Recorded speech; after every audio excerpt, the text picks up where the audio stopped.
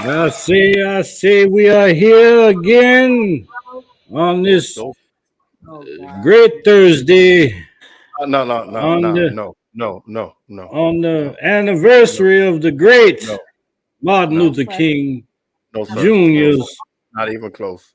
You sound like a drunk. birthday. Sound like a drunk. Now, Skip, now don't act like Jesse. Who?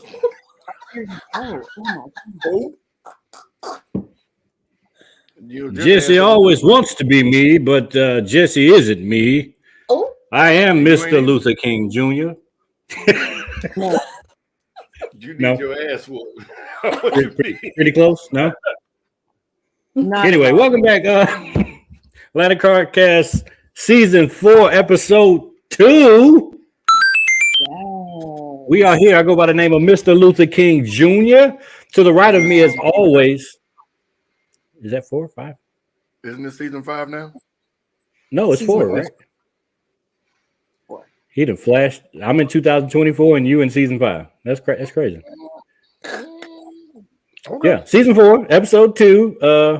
To the right of me, www.tandshakes.com for all your branding consultation, gatekeeping, dot connecting, Business, business needs. socialite, humanitarian. Yeah. Above her, always Mr. Skip from Skip's Trophies and More for all your trophy needs, awards needs. Hey, the season is upon us, people. Winter is coming and it is past us. The season is near. So please get with him now because he is very booked and busy. And we have a guest host this week. She goes by the name of Lady Drea, the national PRO from Impala Nation, the mighty Impala Nation, where there's one love, One one nation. nation. Just People, checking. how we feeling? Yes. We are good. Man. Everybody's here, not sick or maimed or Yes, we disabled. back. I felt like crap last week. No, they. You did. You had the bubble guts. And no pun with crap because there was a lot of that going on. Yeah. Anyway, Miss TJ, how you been the past what? It's been 4 weeks since we've seen you here. like a month. I'm good. I'm really happy to be here. Yeah. I had a great holiday, and I'm back. I'm really happy to be back. We've launched a new show that's premiered under a bit of controversy, and yeah, I'm here. Push I through. got a whole bunch of things up my sleeve for this car season, so I'm ready to go. You booked and busy like Skip. A little bit. Skip, how goes it? Just going. Nothing special, spectacular to talk about. Since the last time, well, y'all saw me every week, but I think there was a car show this past weekend, I believe.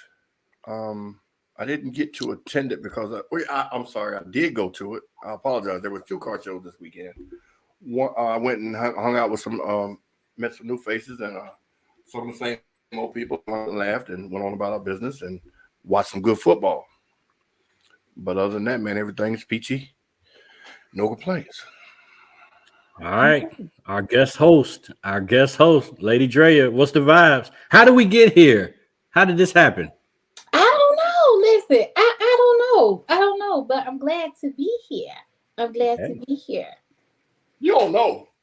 Yeah, I don't know. want to try for the show. Y'all why can't be 2 women, 2 men? What's wrong? Listen. It needed to be evened out. It needed to be evened out. It needed to be an even ratio. Come on now. So for the people that don't know, give us a little bit about your background. How long you been in the car game? And tell us a little bit about yourself. I've been in the car game about 3 years. 2 years. I'm coming up on my 3rd year anniversary with Impala Nation. Kind of been into this for a little bit. Just your average mom out here trying to have some fun.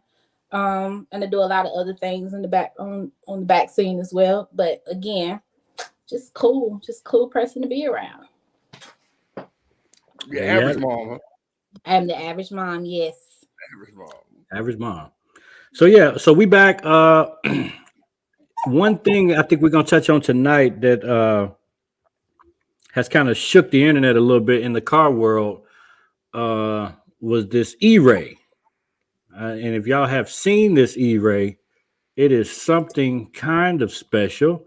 And we got a video if you have not seen it. Defying nature. It's what defines the all-new 2024 Corvette E-Ray. The quickest Corvette ever. With 0 to 60 in 2.5 seconds. An electrified all-wheel drive that handles all 4 seasons. With a 6.2-liter V8 plus an electric drive motor to power the front wheels for unparalleled traction.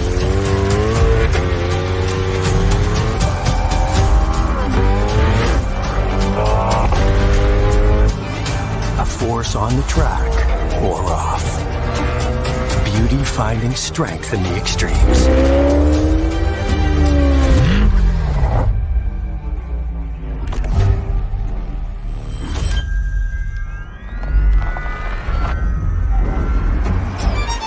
"70 years in the making. The next chapter of Corvette. A supercar of contrasts. It's everything you never expected. One like none."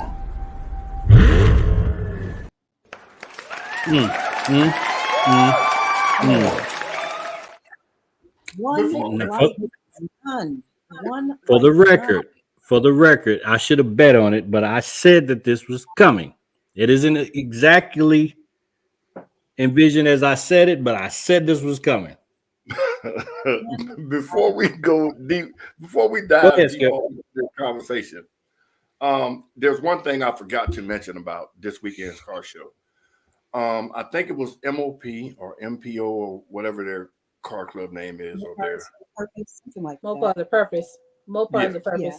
They gave away a car this weekend to a family in need. It was a Monte Carlo, decent looking, wasn't all dented up or nothing. It crank and drove, and they actually gave a car to a family in need. And That's I, good. I was just reminded about that, and I should have mentioned it earlier. But if they are watching, man, congratulations to you guys for doing that.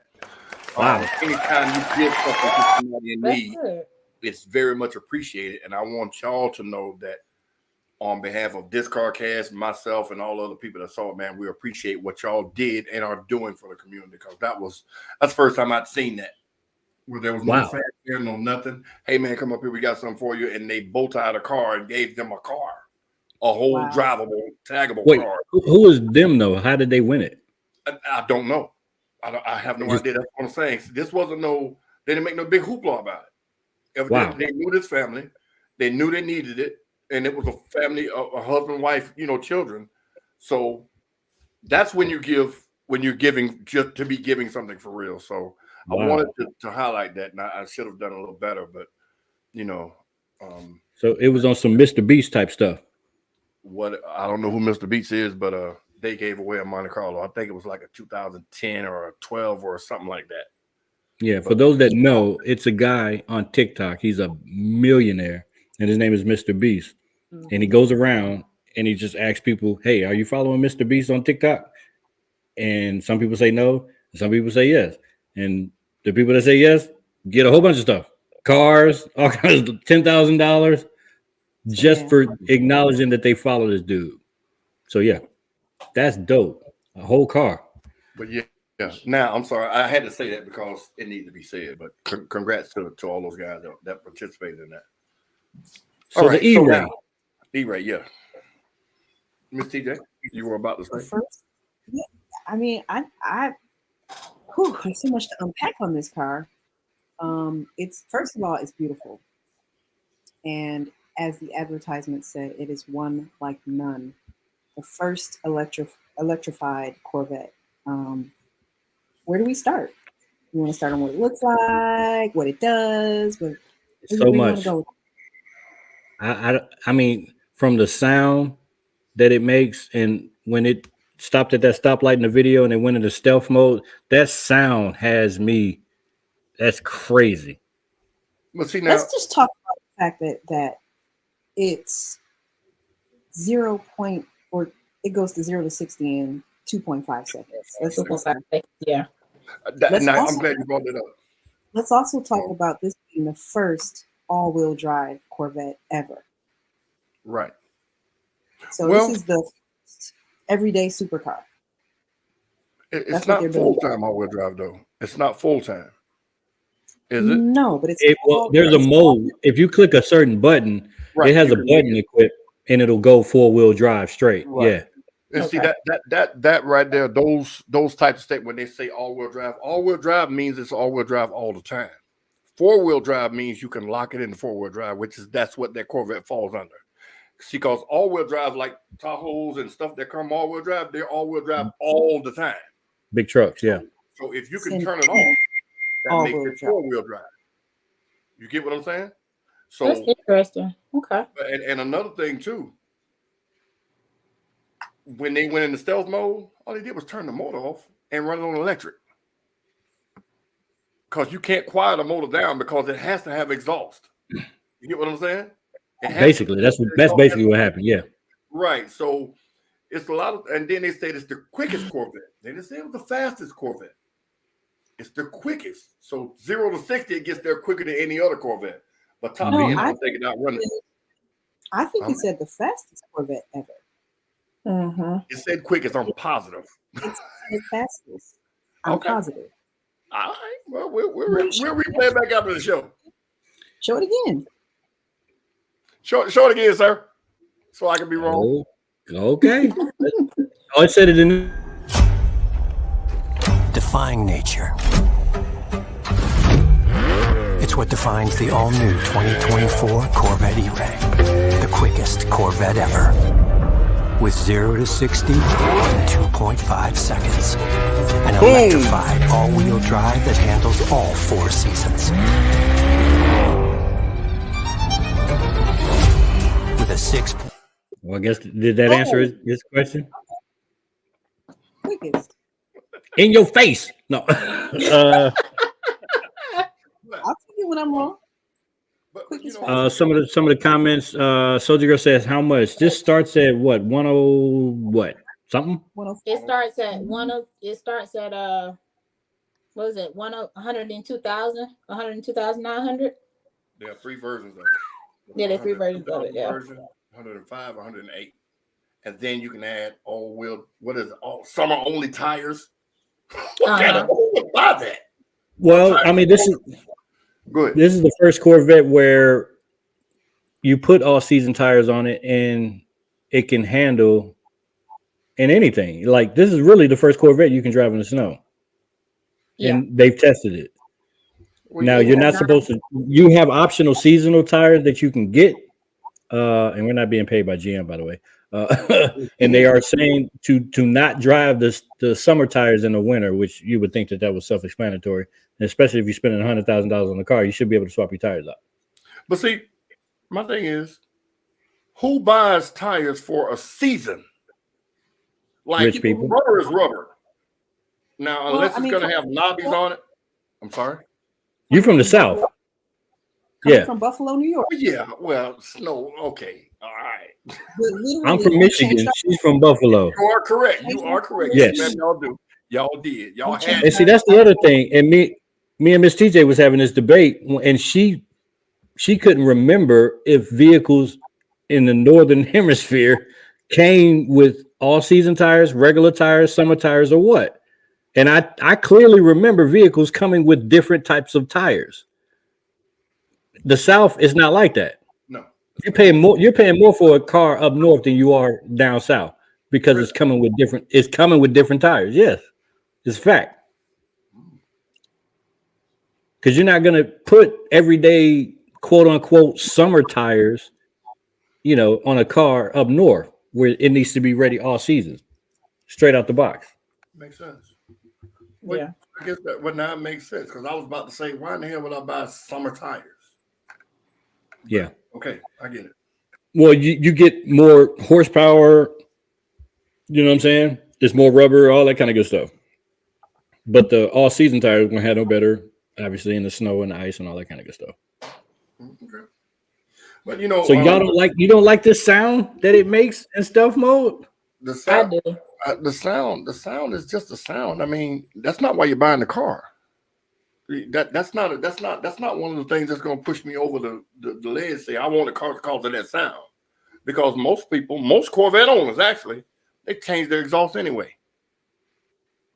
They make it louder and more deeper, throatier, or whatever you want to call it. So I'm not saying that, you know, the stealthy sound is not different, but that wouldn't be a selling point for me. You got features and you got benefits. Review sound here though, because the stealth mode has no sound at all. That's the whole point. It's making a sound, yes. But it makes that robotic sound. It allows you to crank up your car quietly, drive it in this stealth electric mode, 3 to 4 miles, going up to 45 miles an hour, and then you can switch it over. So say you live in a neighborhood, your houses are really close. You don't want to, do that loud startup. You want to start it up in a little bit of a stealth mode, and then you get to the light and you take off. So 410 Sin, 410, I'm gonna say it's not an EV. It has a 6.2 liter Corvette engine in it. Yes. 400. It's a they're classifying these as a hybrid. Yeah, it's a 6.2 V8 small block engine. LT2. Yeah. It's LT2? I think that's what it said, LT2 or L2T or something like that. But it's got the number 2 in it somewhere. But it's 500 horsepower. Yeah, it's interesting that, this stealth mode works up to 45 miles an hour and you get about 4 miles, and that's all on the actual battery that's only controlling the front 2 wheels. And I was fortunate enough to be in the presence of a Lamborghini the other day, and it had a similar function with the exhaust where from 0 to 45, it didn't sound like a Lamborghini. And it was like instantly at 45, it didn't seem like it was the same car. And I'm like, what are they doing with this technology? Well, just change the car. They have I can't think of the name of them now, where you can actually close your exhaust off, where it goes through the catalytic converters and the muffler, which changes the sound. I forgot the switch they call that you can put on any car now. Race car drivers do it a lot when they want to make the car look like a sleeper. Like they'll pull up and you can barely hear it, and then they hit a switch and all of a sudden, blah, blah, blah, blah, blah. You're like, what the hell is that? And it's a switch where they can turn it. Same thing we saw on the. Well, no, y'all didn't see that video, but there was a guy, LMR Racing out of Texas. They took a C8 Corvette, the 22 version, and made it the fastest Corvette in the world. They added bigger turbos and lowered it and changed all this stuff. And they did the same thing with that exhaust. When it pulls up, they think, oh, it's a regular vet, until he hits that switch, and then you think it's a race car. So right. The cutouts. They're called cutouts. Okay. Yeah. So Gary, Big G, you said same engine as the C8. It is the same engine as the C8, but they are saying that it's quicker and more responsive than the engine in the C8. So interesting. I would love to hear you guys because of the battery, right? Right. I think it's a heavier car, which makes it, like I said, the quickness would be because of the 4-wheel drive.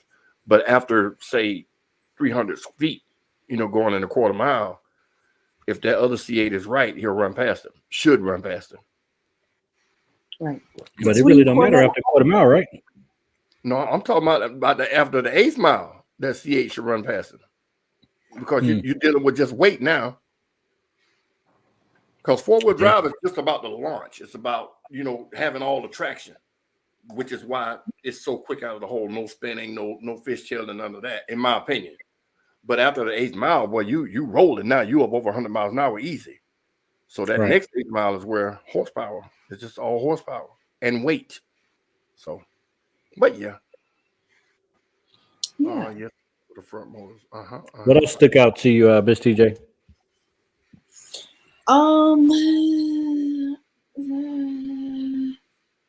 There's so many things. Who knows? That go ahead, Skip. My thing about this new car, this particular car here, I think it's gonna be a flash in the pan of Corvettes. And the reason I say that is because with everything going electric, full electric EV, in 24, mid 24, in 24, 25, they're going to have an all electric Corvette. So this car will be caught in the middle, so to speak, from full gas to full EV. And by this car costing so much, only certain people are going to get it. Corvette enthusiasts, of course. People that just want every version of the Corvette. But it won't be as big a seller as I think, as they think, in my opinion, because of the advent of EV in the future. Well, I think that the infrastructure is not ready. And Mm. I'm interested in seeing how this complete rollout to all new EV is going to work. As a EV owner, it's difficult to get, if you're out and about and you need a quick charge, these few charger places around town are packed. We're often waiting for a charge. So I do think that this hybrid is allowing people to have the same benefits of having an EV without having to plug it in. And the infrastructure for this plug-in it's just not there yet. I don't know how they're going to get it there in this quick period of time, but there are horror stories about people traveling, just being stuck on the road. It's kind of scary. Those are my thoughts. So I don't think that this is going to be a hit or miss in that capacity, because I think it's going to take a little bit more time to get all these electric terminals up and running. There's not enough of them. And Atlanta is a big city, so I can't imagine what a smaller city would have. You know what I mean? Mm-hmm. Right. And they haven't built anything new here. Nothing in this year. I think that's the reason why it's not a full EV. It's just that you're exactly right. The infrastructure is not there. If they drop that car tomorrow and it's full EV, it would draw more attention. I think the sales would be higher, but they don't have the infrastructure to support it. Interestingly, I'm hearing rumblings that Mercedes is about to try to take a stab at it, but I highly freaking doubt it. I don't think anybody can catch it.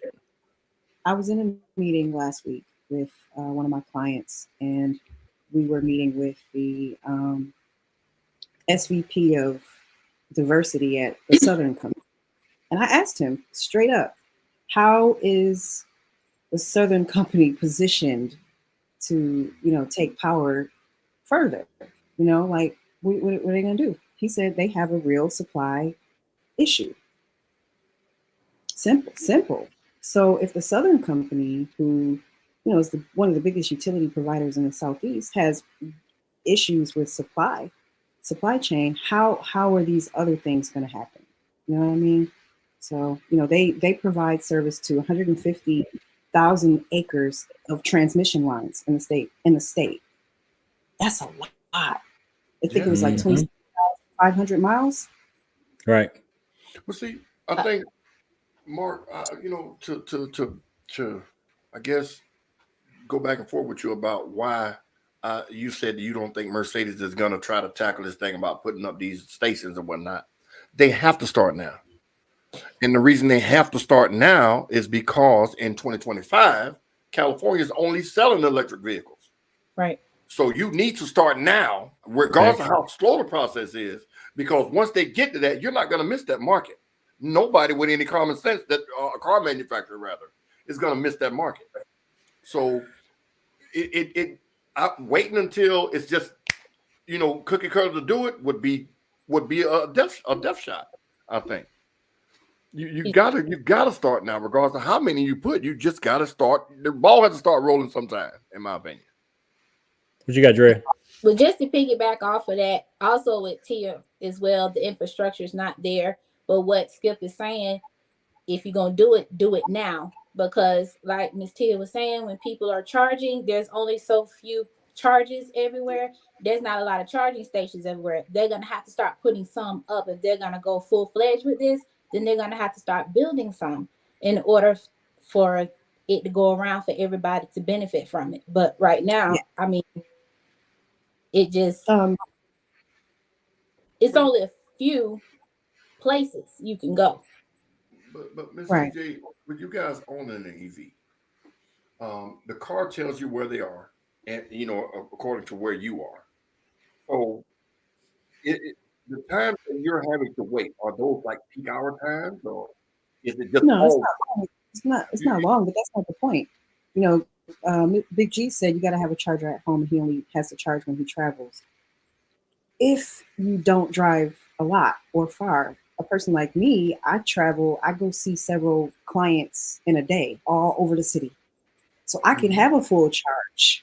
But by the time I end up going from Conyers to Roswell to Peachtree City to Hiram to Marietta to back to Conyers, Jesus, yeah, you. I might need to charge a little bit before I get back.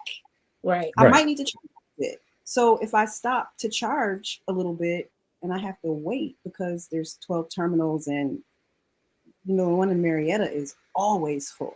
Like I never go there without a wait. So and also what they don't tell you is Mother Nature's a bitch. Like if it's hot, it's bad on EVs. If it's cold, it's bad on EVs. There's like never any middle ground in Metro Atlanta. When you say Like bad, it's either if it's like when it was real cold, that other it was like about 3-4 weeks ago. Oh, it was terrible. But when you terrible, what do you mean? Like less energy? The car reacted to it being cold. Yeah. Yes, the battery loses more power when it's colder outside. More than we've ever seen it. I ain't never seen that. Even when it was 103 degrees during the summer, I didn't see it do that. When it was cold, I don't even see how people are doing this up north. It was terrible. It is necessary to have a charger at home. That is it's necessary. Yeah. But 40 to 45% of the updates that come through the Tesla are regarding cold Teslas. And a cold Tesla is a Tesla that's in the north and weather conditions and stuff like that. It benefits it has nothing to do with us. Now, didn't I hear one of you guys say, or I must have read it somewhere when I was researching Teslas real heavy? Doesn't the car have this thing to where if it's too hot, it'll turn on and turn the AC on so it'll be cooler inside the car if you get in it? That's what I thought. Okay. That's when it's hot. So when it's cold, it doesn't do the same thing with the heater? You can precondition it. You can precondition it prior to driving. But you have to manually do it. Right. You can okay, so is there a way you can set it to do it that way?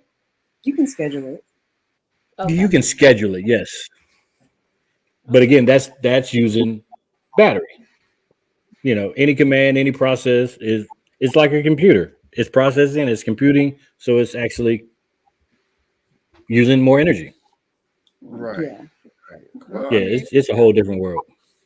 And Big G say his Y has 300-mile limit, but the good thing is you plug it every night, you leave every day basically with a full tank. Yep. True. Correct. That I do. And at some point, you get to it, boy. Going from Roswell to Peachtree City back to Conyers. Oh my God! That's it's a lot. Yep, it's a lot. I wouldn't rather do it in another car. I'll tell you that. So that's in a Honda.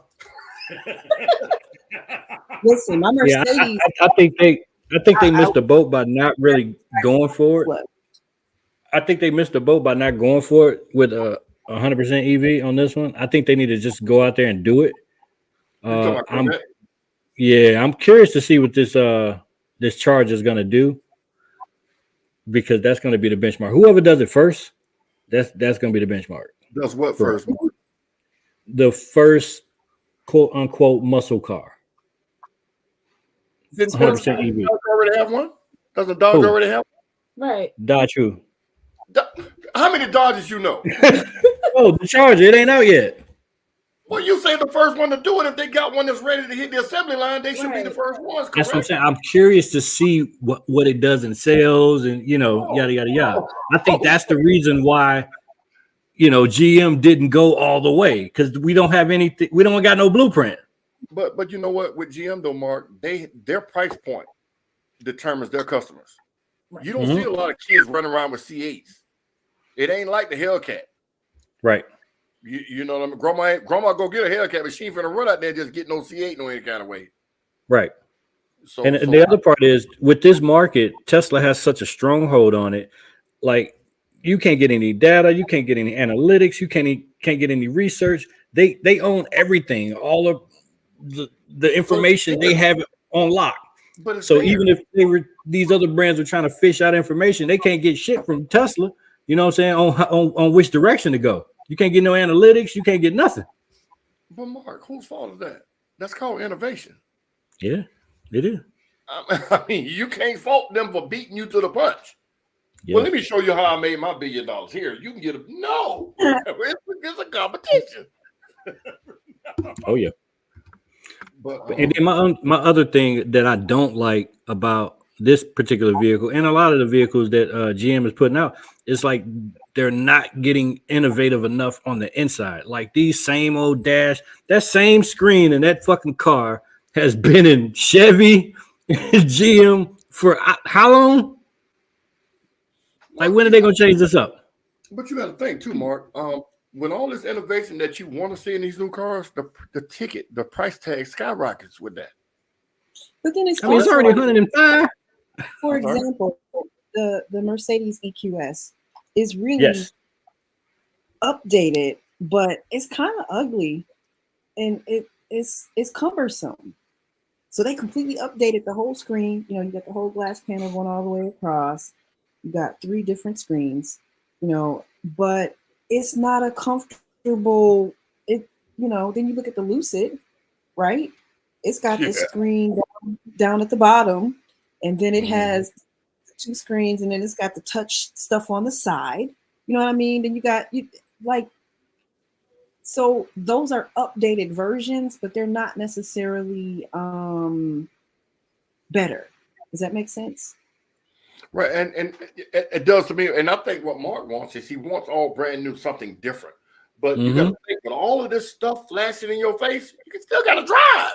Right. Right. You get what I'm saying? So if you get the big screen like me, I like big screens. You know, I won't. That's one of the reasons why I fell in love with Tesla in the beginning. That big ass screen, I can do everything on that screen. But you forget about the main thing. You still have to drive and focus on everybody else driving. So with all of these new bells and whistles that you're thinking about having or asking for, you have to be right around the phone. So I'm going to say it's some of it is deemed a distraction. For me, it would be. I don't know. I think what do they call it when it drives itself? What do they call it now? Self-driving. No. Well, full self-driving and not autopilot. When they finally do that, then all of that stuff will make more sense to the driver.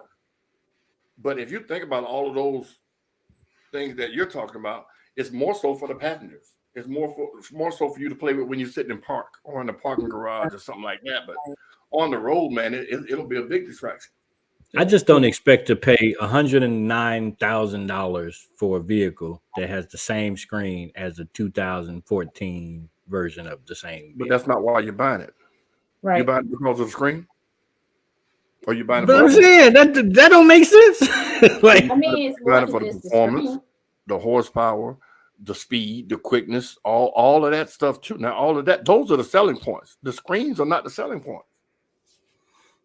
I've never heard them say, "Oh yeah, we got 15 screens. This is why you should buy it." You know what I mean? They talk about the 0 to 60 times, the hug and the curves, the all-wheel drive, the EV, and all of that. I've never heard nobody say nothing about the screens. what did the guy say in the other video, Miss TJ? He said it's about, what did he say? Innovation, and what was the other word he used? Something. He used 2 different words. He's like a company can focus on 2 different things, and I think they're focusing on one of the latter of the 2. I can't remember the other one though. What was the other thing? Yes, I've seen the Ionic. Yes. Hmm? The Ionic. I don't know if it was a 5, but I saw an Ionic on at a car lot. Oh, you're talking about Yeah, Chris Carter put the new Ionic. Yeah, I've seen a couple of those on the highway. They look pretty slick. They look pretty slick. Yep. I don't like it. I thought it would look pretty good. Well, it's big. Go ahead, Dre. What'd you think? Looked like a what was that crossover station wagon looking It was with Honda, wasn't it? A Dodge Magnum? No, the Honda. It was Honda. The Traverse. Who makes a Traverse? yes. That's what it Traverse. looks That's what like. she's talking about. Honda. I knew what you were talking about. That's for That's soccer ugly. moms and you know, yeah. Sorry, not my style. Not my style. And have you But it rated a 10 out of 10 on Car and Driver. So 8.3 the Ionic? on Edmunds. So What was the other EV we were talking about earlier? And I told y'all it was super expensive. with the The Lucid? Rivian, The Lucid, Lucid. The which one? the Rivian. The Rivian. Rivian. Okay. The Yeah. Rivian Sorry. is faster than the Tesla and all of that good stuff. But it's just priced out of, I mean, it's just crazy. And Out you of this only see world. them on the West Coast. You don't see them out here. I haven't seen Have you them guys at all. Have you guys seen the Any of the, these fucking cars. no, have you seen the Chevy Silverado EV? Yes. That's nasty. 744. Yeah. You know what I hate about Nasty. EVs? You can see them. You can Evelyn. spot them. I'm sorry. Oh, yeah. Yeah. You can spot Looks them a like mile an away because they round them off. Like you want to make them all like a spaceship. Man, put a grill on it. We know it's electric, but make it look car. It's about the lights. Like it ain't got no lips. What it look like. Yeah. It's about the Like, lights. wow. Yeah. But yeah, that truck is nasty. Man, that's $100,000. Yes, it is. Yeah. It is. It is. And these people like everybody make $100,000 a year and they just got to spend. No. Hell no. Mm-mm. Not at all. Oh, you can get a Leaf. Yeah, no. He said, yeah. Because I'll have all the miles on it in 6 months' time. I'll be at my mile limit and I have to either extend it or Right. go over it. And I mean, but if you know what, if you're gonna lease anything, that I would do something 120,000. That sounds like a lease to me. If you just kind of playing around and that's not what you really want to do, and you're not in the EV space, sounds like a good deal. but I can't wait till they get them to where, like you said, they're autonomous to where they're fully autonomous. That's when I Right. think the market is gonna go crazy. When they know that, I'm tired, but we can go home because once we get on the highway, the car got me. Mhm. Right. But I'm gonna have. Hopefully, I have one before all of them become that way, because I'm sick to my stomach about getting a Tesla. I gotta have one. I just do, and I don't see another car that'll sway me away from Tesla because they're not. I rode past that same lot I was telling you about, Skip. They had a Mach E, like 3-4 Teslas, like they had everything. But And you rarely see that many high-end EVs in one spot. And I've been to an auction where they were getting them from. Now I don't know if it was that particular lot, but we went to one and I saw one go for $35,000. And the guy that was auctioning it said one of the reasons why that Tesla's here is because he had battery problems and he didn't have insurance. And the battery is the biggest thing in that car. And if you can't get it driving to where you get insurance on it to insure the battery, then you upside down regardless of what you paid for, because that battery has got to be right. So that's one of the reasons why I'm kind of scared of used lots. Now, like a CarMax or a Carvana or something like that, I'm looking at those places for a car in my budget. But I don't think I would just go to a car lot on the corner that has 4 or 5 Teslas and buy it, because the limit law don't apply to Teslas, I don't think. Right. I'm quite sure it may some kind of way, but with that kind of money, you can't play around. Interesting. Have you seen a new DeLorean? No. I'm looking at it right now. Oof. Unbelievable. Is the new DeLorean elect EV? Mm-hmm. It's a very interesting spin on that classic nostalgic vehicle. They're trying to come back strong Super with this. sexy. Mm, You like it? I like it. I like it a lot. How much will it cost? Around $125,000. They only make, matter of fact, they're only making 9,531 of them. It's almost like a collector's item. Yes. I don't like it. Why would you do that? I like that's- I don't like it. It looks weird. I don't like it. I don't like it. It looks weird. It's new age for sure. But all It's the weird. EVs have this look. The Lucid looks like that in the front. Yeah. You don't like it? No. That's a huge no for me. That thing is sick. Yeah, that's nasty. It's got the That back thing end is too. sick. Yeah, that is nasty. It's That got the thing back is end. sick. That's. I mean, to each his own. I just like I said, no, I'm good. No. Yeah. And then, oh yeah, that look. And see, it looks like the wheels are a part of the body. Like I'm looking at it now. Yeah, that's different. It kind of looked like the ugly stepsister of an i8. Oh my God. Who is 14? You know what? Like You ain't lying though. It does No not. lies detected. the i8, the BMW i8. Have you seen the back of it?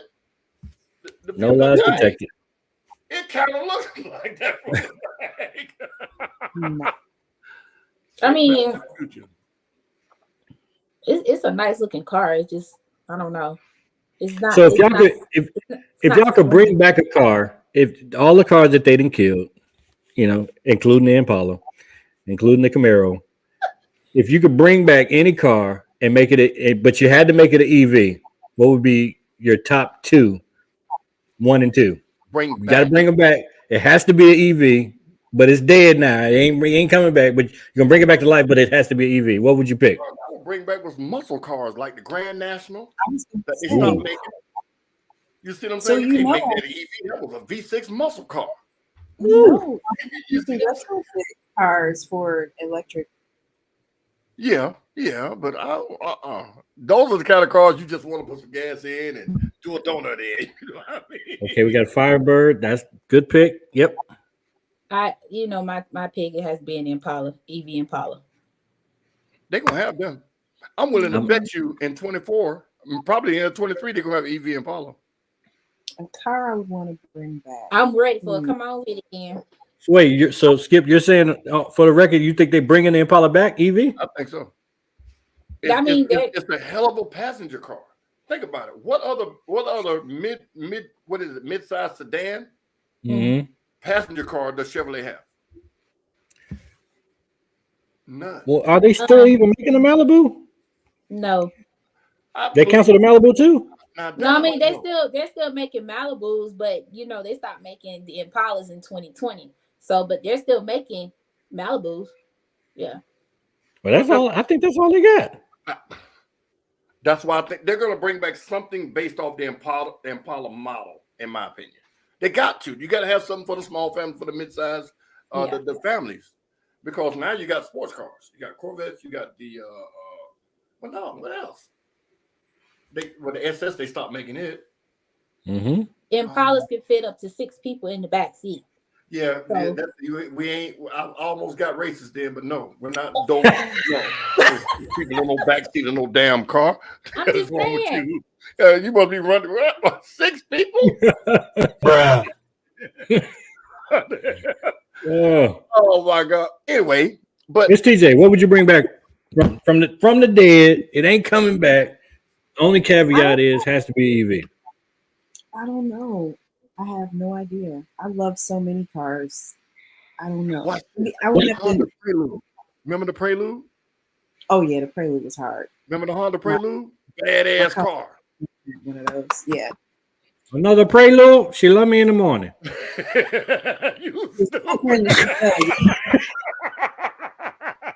Cougar and the Chevelle. Chevelle would be a good one. They were supposed to bring the Chevelle back combustion anyway, and that plan just fell apart.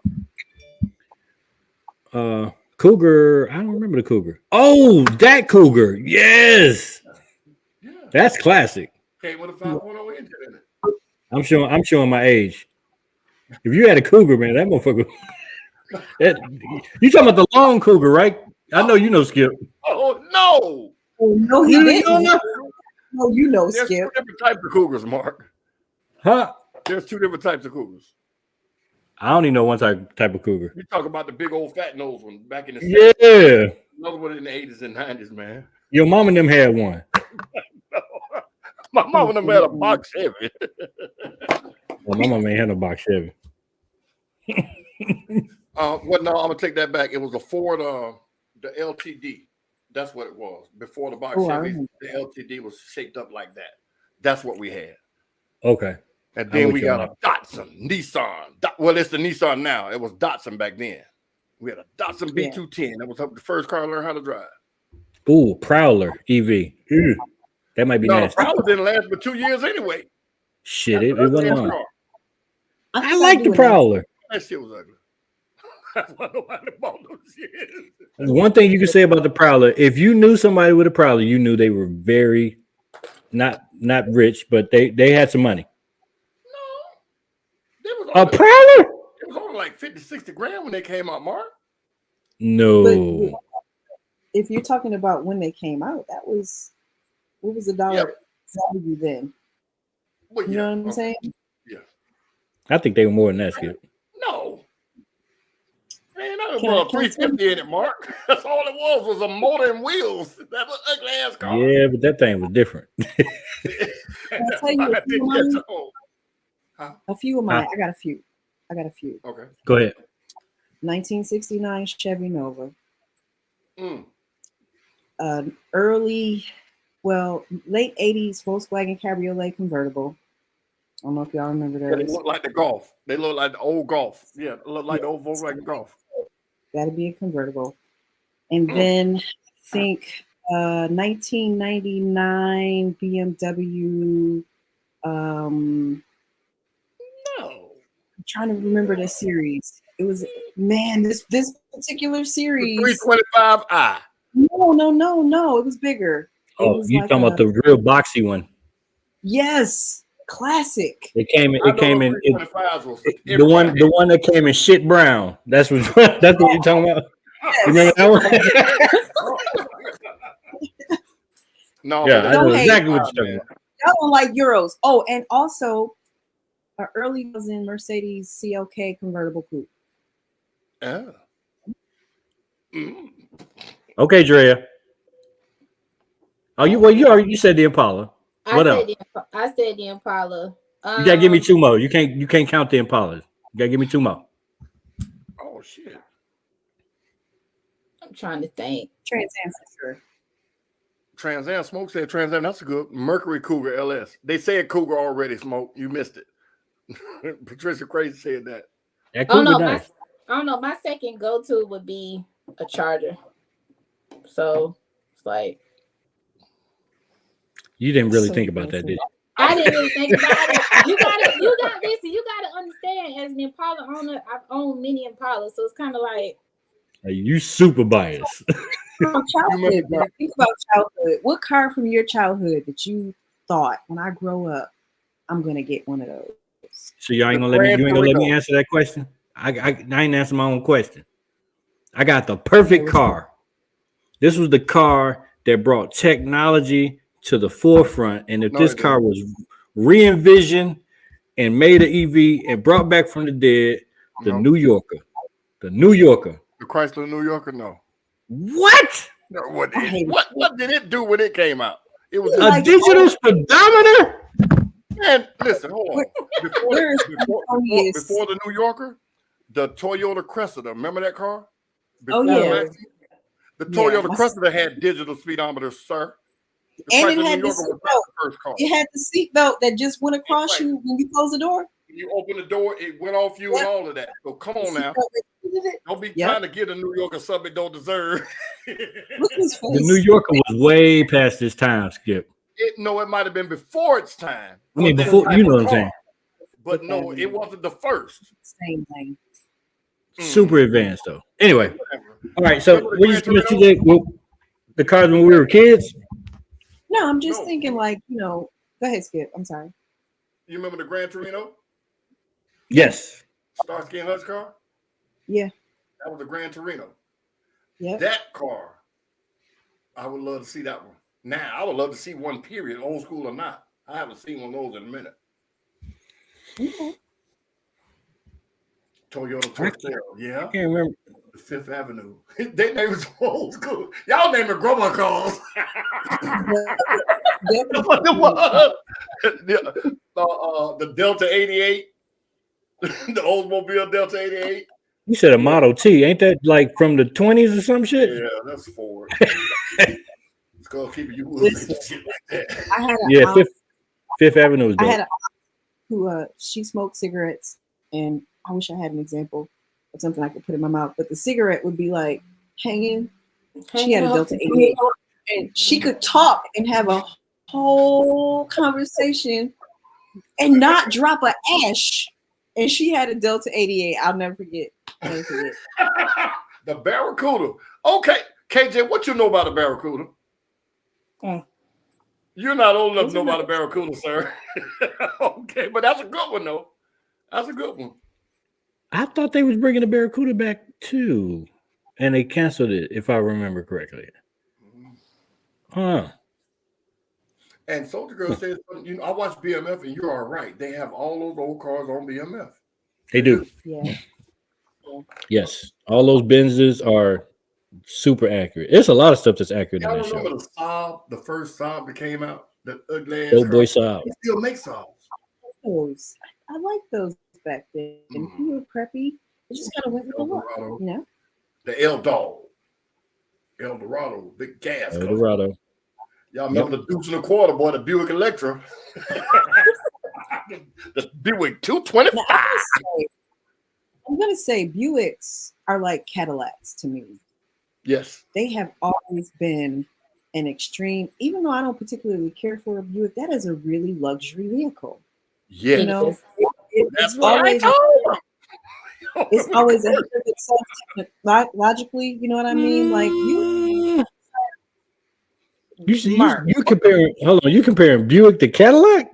Yes. I'm saying in terms of like same level. What the technology is in Buicks and where Buicks were years ago. They had all kind of stuff people were just getting in cars, sweetheart.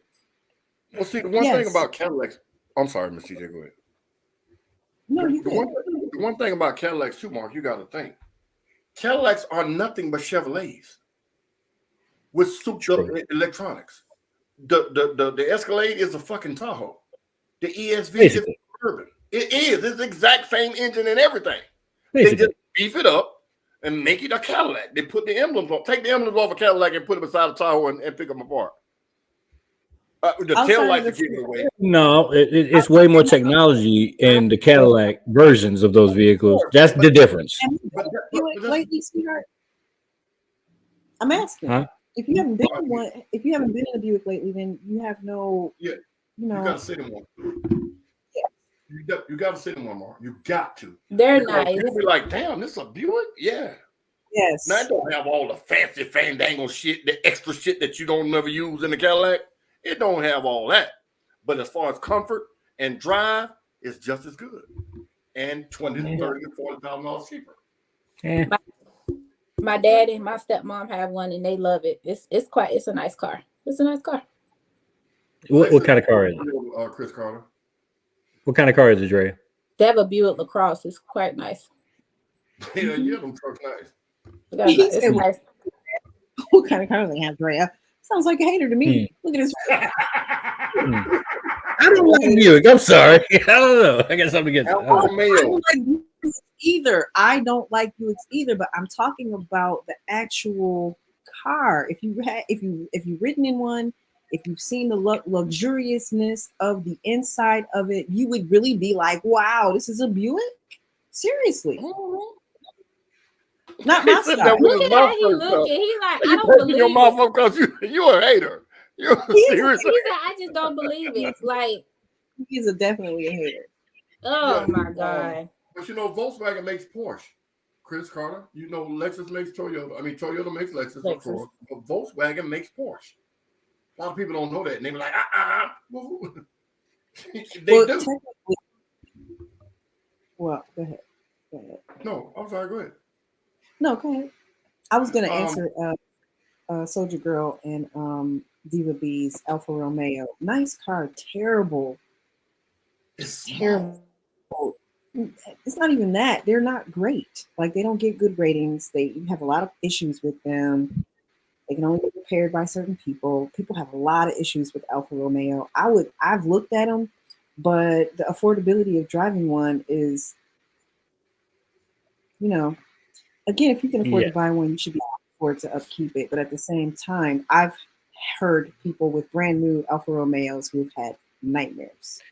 And sometimes it ain't about the issues. It's about, can a mechanic fix it? A lot of these foreigns and the way they build these cars, a lot of mechanics can't just do the same, like the way they do some of this stuff. Like I'll be watching the TikTok videos of somebody trying to do a simple oil change, and they'll do something totally different with some of these vehicles from the manufacturer that makes the mechanic's life a living hell.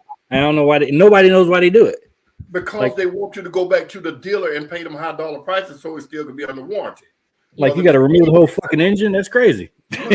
But shade trees will fuck up the shit or leave a bolt out.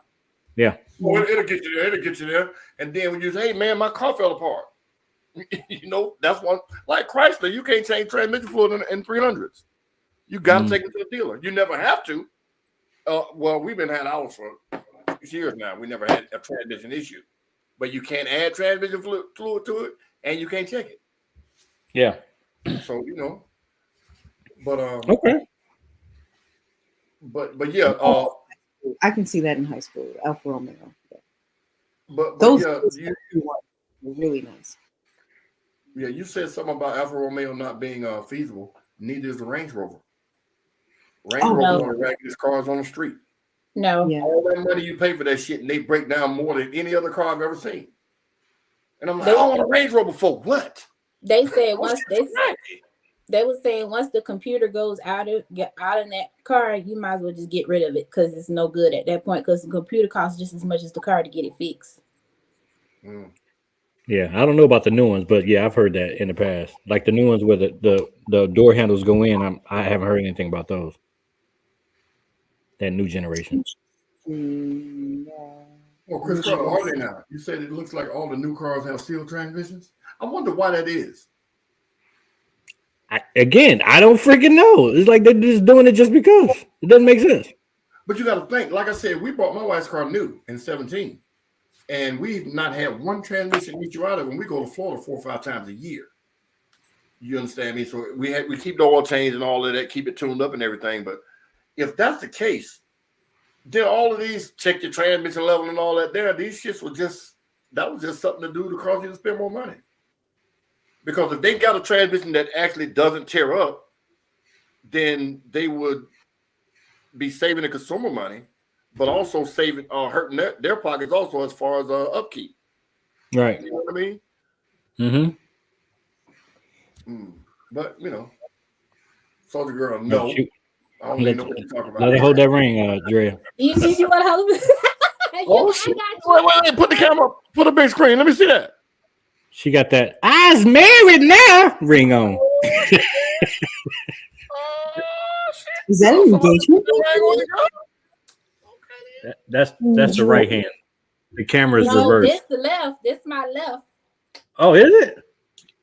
Okay. Well, there you go. You over there. Keep your business your business. That's right. Yeah. I'll reveal one of these days. Keep your business your business. You don't need to reveal shit.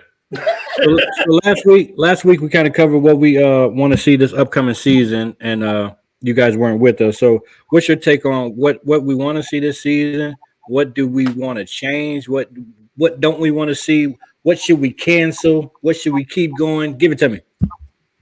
Us or the chat? Anybody. Well, I like the fact that we're the seat right here. We're having guest co-hosts. Yeah. Mark and Miss TJ are gonna explain why in detail we're doing this and the reason why, and then we're giving people a chance to actually come on to see if they gel with us. We're not gonna make it hard for them, but we want to make sure that we all gel and do whatever. So I like that aspect of what you're doing too. And also these podcasts, man, are, it's not like a lot of people don't know me anyway, but I've had white people say something to me like, hey man, I watched you on the such and such, man. Is that every Thursday? And I'm looking at him like, oh, you talking about the podcast. Like, you just talking to me. So it's getting out there. People are starting to hear about it and see it that we have no idea. I know, like we can look now, like I'm looking now, and I think we only have like what is it, 15 people watching, or 22 people watching, or 20 people watching, but a lot more people watch it, man, and it's actually doing exactly like y'all said it would. It's actually reaching the masses, and that's a good thing. Cool. Yeah. Dre and Miss TJ, and I was actually asking that about the car season, not about the podcast. Oh, but either one, I'll take the answer on. What do you want to see this new season of the car scene? What do you don't want to see? What you hate? What you love? I'll start. Maybe y'all can pick it back off some of the things I'm going to say. Everybody knows that I'm a car show judge. Now everybody knows that Miss TJ judges car shows also. I don't care if you don't hire me or Miss TJ or whoever to judge your show. Whenever you're doing a show, have somebody judging the cars that can be fair and impartial. I don't mean a person that has 10 cars. I mean somebody that can say, hey, if I go up to him and say, hey, man, why my truck didn't win? Well, my 2 trucks. And that truck, he left. Why didn't I win? If the judge can't explain or at least attempt to explain to the person why they didn't win or what caused them to lose or whatever, then they shouldn't be judging people's cars. You know what I mean? I don't mind, and I've said this 100 times, I don't mind showing people what I do and what I look for and how to judge. When y'all have these shows, man, and it's in the car club, the skip club, and I have nothing to do with it, but somebody's judging, they're going to look at me.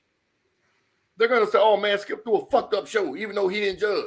So y'all have to think about that aspect of the show, too, because I hear it every weekend. Man, that was fucked up, man. They should have just hired you. No, they shouldn't have hired me. They did what they wanted to do. You just go talk to them about that. I can't force what I think is perfect, but anybody can say, you know what? Let's just get somebody new. Hey, man, we want you to judge these cars and judge it on how you like or, do this or do that. But they can't just say, man, you lost. Get over it. The fuck you crying about? That's some bullshit when somebody paid you their money. You know what I mean? So that aspect of people throwing shows and these pop-up shows, man, y'all be careful playing with people's money too like that because you'll spoil it for everybody when you just say, well, man, do better. Spend more money on your car. You can't do people like that because everybody's not in the same financial situation that you are or you want. So y'all, whoever and whenever y'all do these shows, man, y'all have to think about all of that stuff. That's why when I judge or host or whatever, I let everybody know I'm here. Come talk to me now. Come ask me these questions now. Because talking about it on Facebook is just going to get me to say some slick shit back to you. Because you had every opportunity to say, Skip, I think it's fucked up you caused me to lose. Or fuck you, Skip, I don't like you. Say it. It just works. Ask the question, get the answer, and then you'll have some kind of peace of mind about it. And the other thing I always say, know your fucking audience. If you're in a Corvette, don't go to an old school show. It's not for you. I don't give a damn how much money you got in your Corvette. If you're in a European car, don't go to a new school show. That's not your lane. I know you want to support. Go hang out just to hang out. But don't say, well, man, I got the new RX-7 and blah, blah, blah. And I got all this. Yeah, but it's an old school show. Yeah, but they ain't got this. You missed the whole point of the car show. So y'all, pay attention to those small things, man. And I think it will be a lot better for the car show. And also to piggyback on that real quick, it's been asked for the Atlanta CarCast or Skip and Miss TJ to maybe like Zoom call or have a meeting with certain clubs. That offer is always on the table. If you need these illustrious judges next to us to, consultate your club and maybe tell you how you can possibly win or tell you what you're doing wrong, and they can answer all those questions, because when these shows come up, it's kind of hard, especially if they're there to do a job. It's kind of hard to get those full-length conversations in and tell you all of that kind of stuff during the show when either we're working on the podcast or they're doing judging. So the offer is always on the table. If y'all want to go offline and maybe do a Zoom call, we can even do it on this platform, and it just doesn't have to be live, and we can chop it up, and they can give you all kind of pointers of everything that you need, or tell you what you're doing wrong. But you know, the one big thing about that, though, Mark, is people come to me. I want to buy 100 trophies, hypothetically speaking. Man, you don't need 100 trophies. That's what I want. Don't worry about my money. It's not about me counting your pockets. It's about me, Skip, knowing the car scene. I got my finger on the pulse. If you've never done a car show, you having 100 trophies ain't gonna make people come. So you're gonna spend all this money and make a tenth of it back. You could have told me. But then you look at it like I'm trying to tell you how to spend your money and what to do when I'm actually trying to help you, you know, when it comes to what I know how to do. A lot of people can't take that kind of criticism. And then they say, well, you know, I ain't gonna have to skip shit because you got a slick ass mouth. It's not always that. I don't get slick with you when I know you're trying to learn something. But if you're asking me a stupid ass question, then guess what? I'll give you a stupid ass response. But when it comes to these car show stuff, man, I tell everybody I'm easily approachable. Everybody know how to reach get in contact with me or do whatever. I like this comment. Don't come to these shows expecting to win. Do it for the culture. I disagree with that. I disagree wholeheartedly with that. If you spend your money, you should win. If you build your car for any other purpose besides showing out and winning, you'll keep it in your yard. You'll take pictures and post them on Instagram. But when you go to a car show where you know you're going to be judged, you expect to win. Everybody thinks their car is the best. So to make that statement, Smoke, you're wrong. Everybody wants to win. I see it both ways. I see it both ways. And I think that what has been a real, what's been off-putting on the car scene, especially here in Atlanta, is that the same cars show up, same cars win. Some win that shouldn't win. You know, this is not me saying that about any shows that I've judged, but just this is what we hear. That's what the street's saying. Right. I'm not saying that. I'm saying this is what we hear consistently. Every time we talk about a show, people come back and say, all these people won, you know, the same people win, such and such shouldn't have won. It's a favoritism thing. And all I'm saying is that if you love this culture, then you do it for the culture.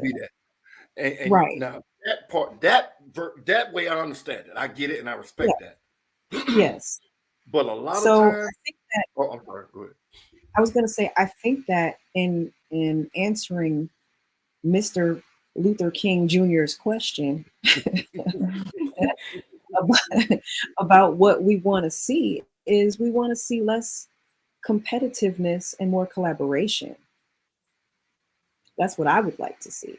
I would like to see people not being so offended by people winning and really just making it a celebratory communion of just all this like-mindedness and beauty coming together in one space. Does that make sense? It does. It does. Okay. But, you know, like I said, we all have our point of view and we're all looking down into the bowl just from different aspects. My thing is this: competition, healthy competition is always good. That's why you want to have the biggest car club. That's why you want to have the fanciest car. That's why you want to have the fastest car or the most expensive car, what have you, or the biggest rims or whatever. That's the competition aspect of it. The problem is that when people lose, they can't accept the fact that they lost to a car that they feel like their car is better than. Which is why I say, if Skip is judging, ask me. Now, if you feel like I don't like you because of what Susie said that Joe told Mike, then that's on you. But everybody knows that I'm approachable, that I will tell you why I didn't choose your car to win if I'm judging. So the transparency of a judge is key also, because I used to compete, you know, years ago. And when a judge told me, man, get over it, you lost, it kind of bothered me. But then the very next show I went to, a judge sat down and said, hey, man, blah, blah, blah, blah, blah, blah, blah, blah. And I was like, well, thank you, brother. I appreciate that. So I took all of those lessons, the good and the bad, and put it into the way I judge. And you know, to say I don't care if I win or lose, then, you know, entering a show for the culture is one thing. But then when you complain about it, you know, privately or on social media, you're not doing it for the culture. Smoked and shook the table. Say what again? I said smoked and shook the table. What's your thoughts, Drea? Just to piggyback off what Skip just said, I mean, better judging.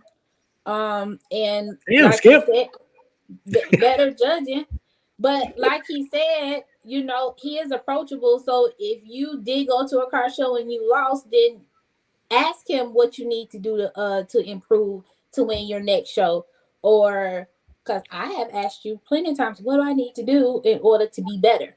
And I take that advice and I try to see what I can do to make my car look better or be better. Um, I just want the car shows just to be a bit better with the judging a little bit. You know, I know do it for the culture, but when you pull up to these car shows and you put your car in, you expect to win. You think your car is the best, so you expect to win. I mean, either way, but you know, It's not Some about. people, some people shouldn't expect to win.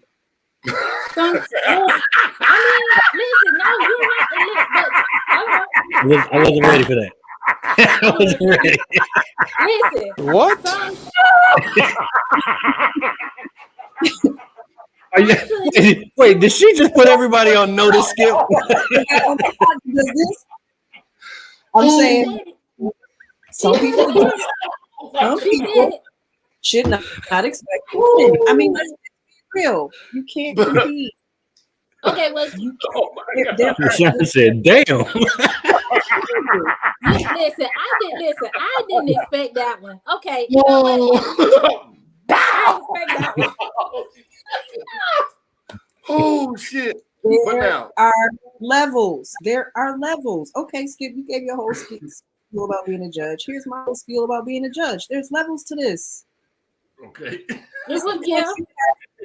Seriously, just because you pull up in a $120,000 car does not mean that you're going to win. Doesn't matter. Just because you put some stickers on your car, here, here, and here, you got the same lights going in the same direction as everybody else, doesn't mean. Oh no! She said it, y'all. She said, Oh, Jesus, that was a home run. yeah. And someone else comes with a full trunk build, a full engine build, lights, airbags, spoilers. I mean, I could go on and on and on and on and on and on, naming all kinds of modifications. You can't compare yourself to that. You can't. I'm sorry. I spent $10,000 on my interior. I bet y'all better have the best interior. True story. And Mr. and I was just talking about this. You remember what my wrap looked like on my Mercedes? You remember when I got the wheels staggered and, she was looking beefy. My car got ignored. Completely ignored. It's an import. It's a Mercedes. It got ignored on the car scene. But when I go to the gas station, when I go to the mall, when I go everywhere else in the world that I drive this car to, I get out the car and men are like, whose car is that? No, that's not your car. You are correct, really man. nice car. Let's keep it real. But I would never take that car to a car show. I would never, ever take that car to a car show expecting to win anything. And that wrap is one of the nicest wraps for a hydro dip I've seen. Well, it was at the time. It's not new anymore. But back then when I got it, I didn't see another Mercedes with that wrap on it. Am I correct? No, You're right. You're the only one with that one. Exactly. But can I further shake the table though?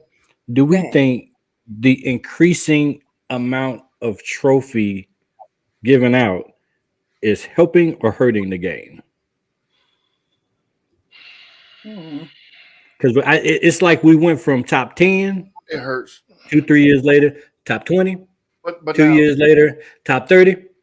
2 years later, top 40, top 50. But how many goddamn people can win? Hold on. But one of the reasons why you do that is because you got 60, 70 cars entering the show. Right. 60 cars. They didn't have 60, 70 cars entering when they had top 10? No. The car show scene grew as everything else grew. Think about that. I've been doing it from the beginning.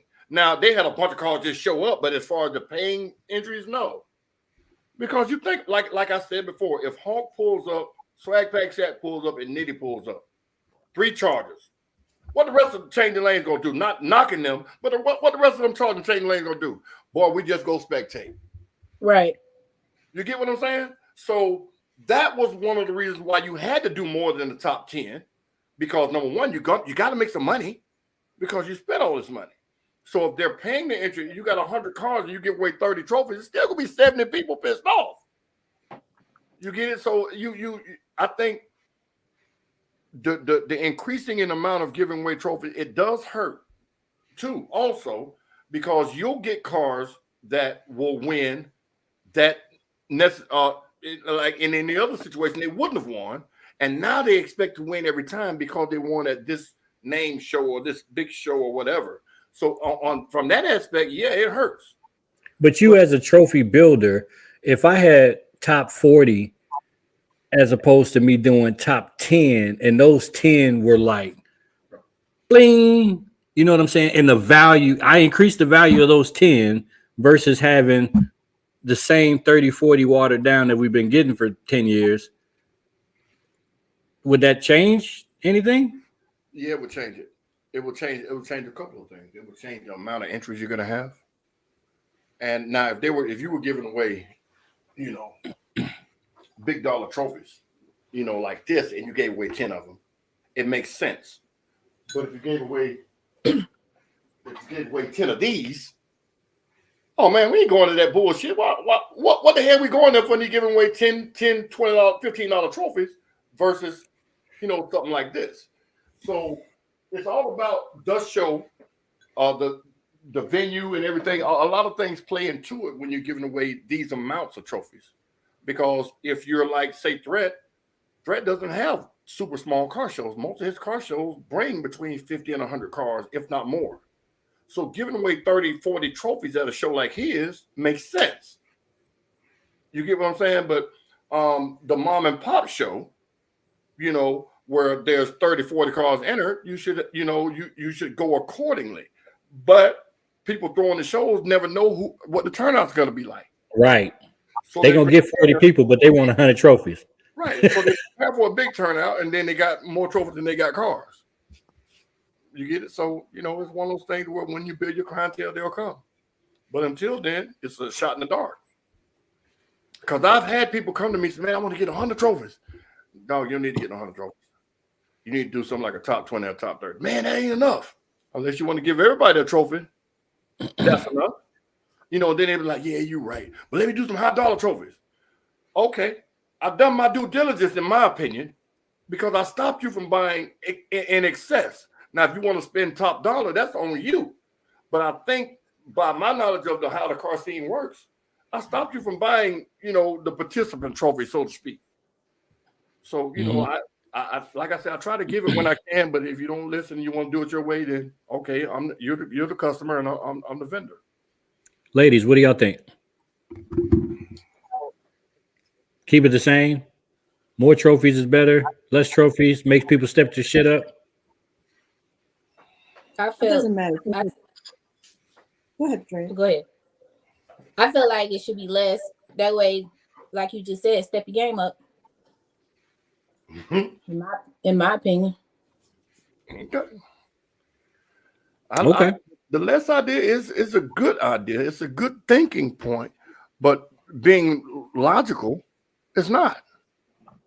I'm just thinking of it from the standpoint of like Nash. If we're doing top 30, top 40, and we increase the value of the trophies to something along those levels, not exactly what he had, but something like that, very creative, and then you have a lesser amount because they're more expensive, increases the value. I think that may stand out because I keep hearing even towards the end of last season, people were taking pictures of their back rooms and pictures of their garages, and it was just a little period of time where people were showing these rooms of these $5 trophies. Sorry, you know what I'm saying, or $10 trophies or whatever.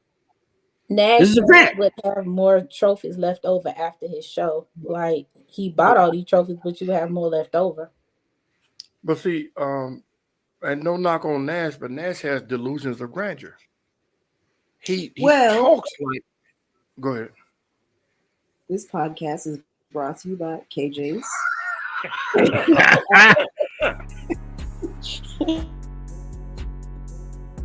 This episode of Atlanta CarCast is brought to you in part by KJ's Mobile Auto Detailing LLC. Don't forget, ladies and gentlemen, you get same-day appointments. You get same-day rain guarantee. You get disinfectant.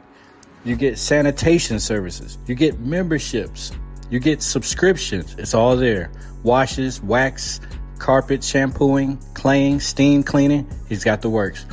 Hit him up at 470-214-1423.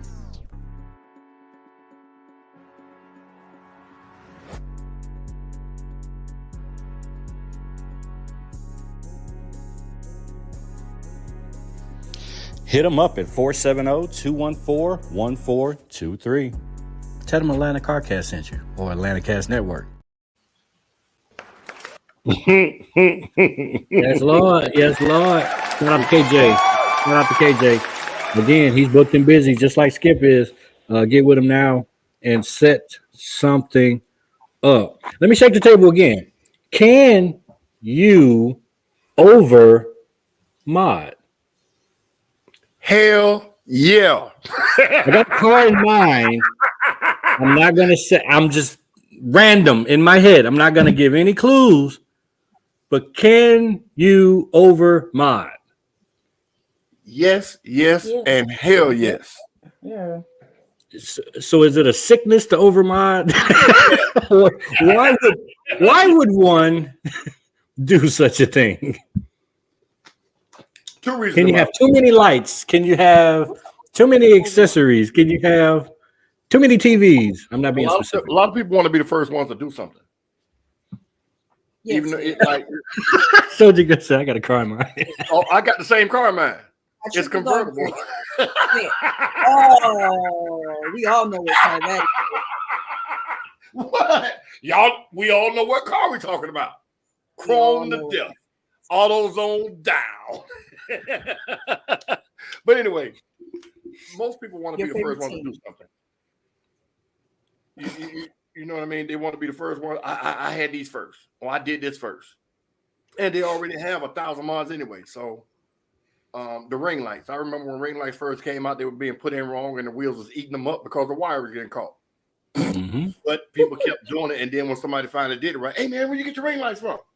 You know, he felt like big man on campus because he could tell them where to go to get it done right. Mm-hmm. So that's one of the driving factors, the overmod. And then some people have this vision, like the DeLorean. What was it? Back to the Future. Man, I want my car, to look futuristic or do whatever.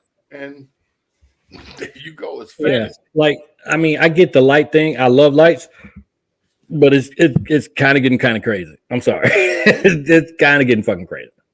Are you like we need lines everywhere?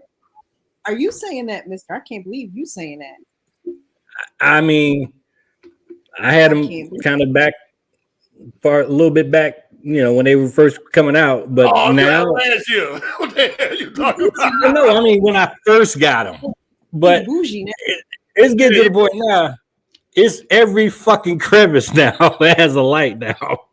How much lights can you possibly have? Like you said, there's lights in every crevice now, everywhere. I don't have a problem with lights. Smoke. I just think smoke your ain't shit.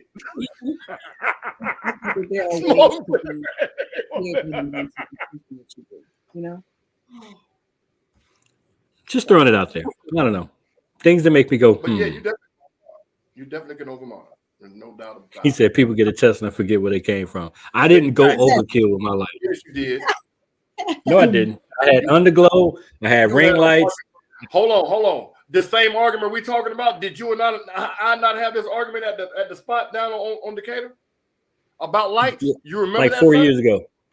But it wasn't about over lighting. It was about lights in general. It was. Miss TJ, did I not have to prove to him that you could put the light somewhere where the shadow is cast? And I showed him on this hood where I see the lights, I see the wires, I see where you got it hooked up at. You don't remember that now. You were wrong, and you're still wrong. You done got bougie. Because everybody still does it the same way. No, they don't. 4 years later. No, they don't. We've seen a lot of improvement. A lot of them. He got mad at me too, y'all. That's where he was with Corral. He was pissed at me.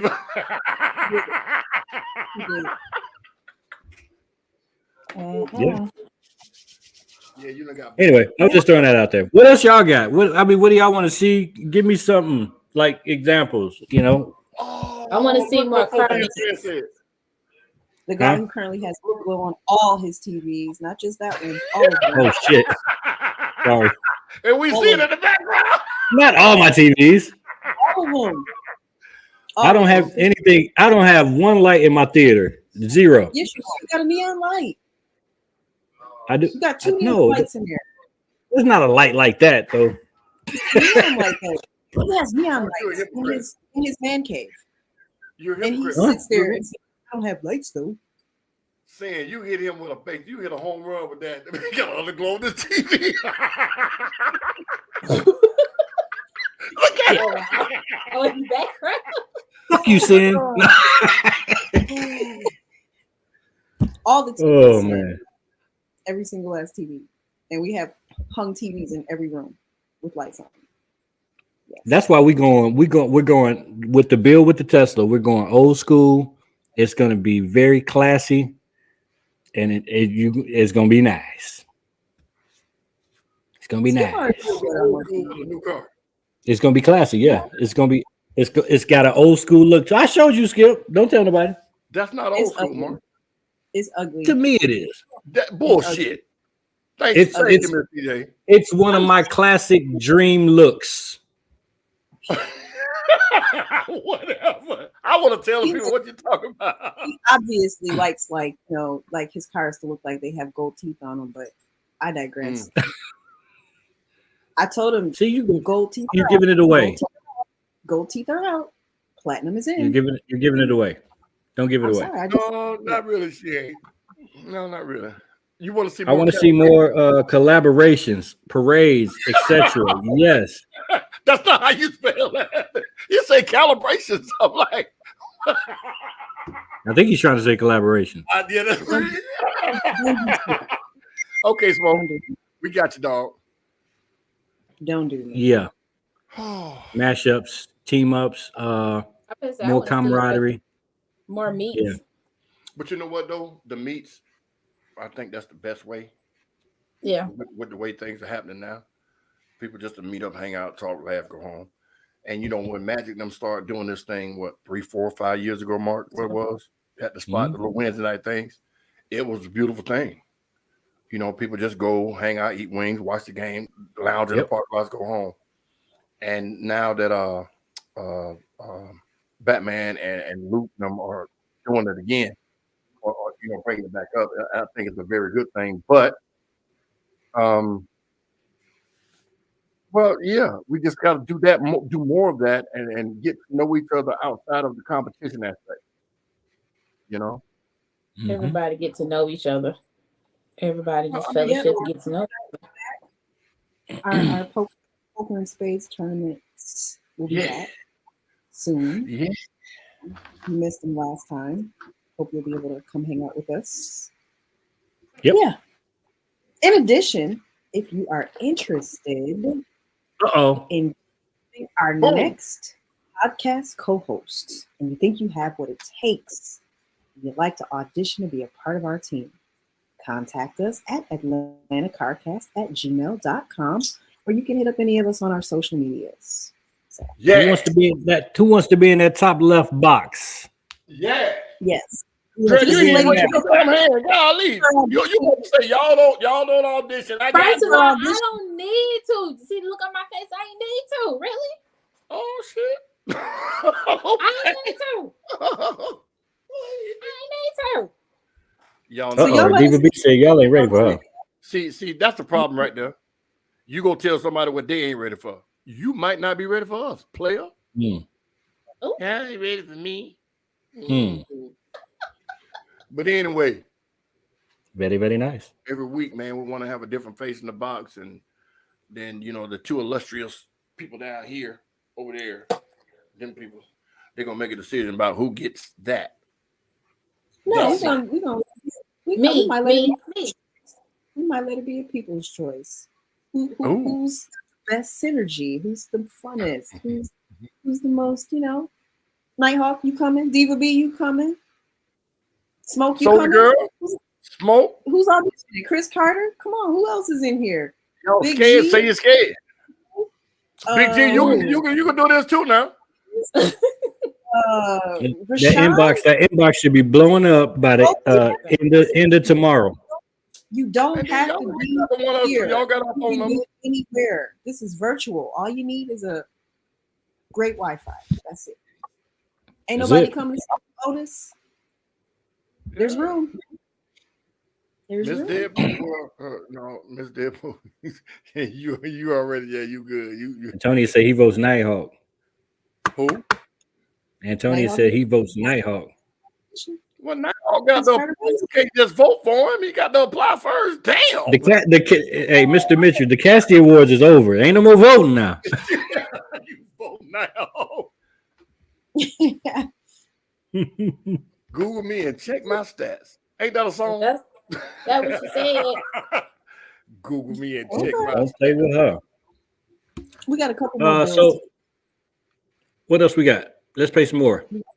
Let's pay some more bills. This podcast is also presented in part by... This episode of Atlanta CarCast is presented in part by Sun Envy Beauty Bar, y'all. Located at 4791 Jonesboro Road, Suite 5 in Union City. Don't forget, they focus on healthy nail care and making every woman feel sexy one hand at a time. Visit Sun Envy Beauty Bar today or head to sunenvynails.com. And that's nails with a Z. Tell them Atlanta CarCast sent you.